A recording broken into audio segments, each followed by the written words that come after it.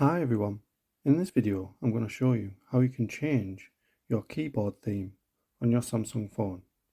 So if you find this video helpful, please give it a like and make sure you subscribe for more useful tutorials.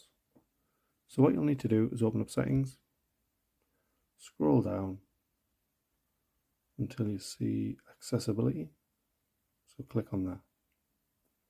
Then you want to click on vision enhancements.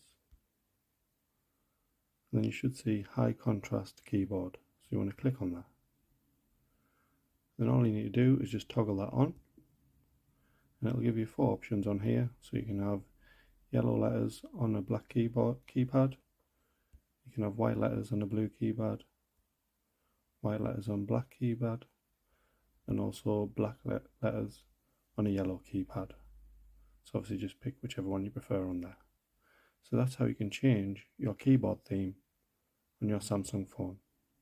Thanks for watching.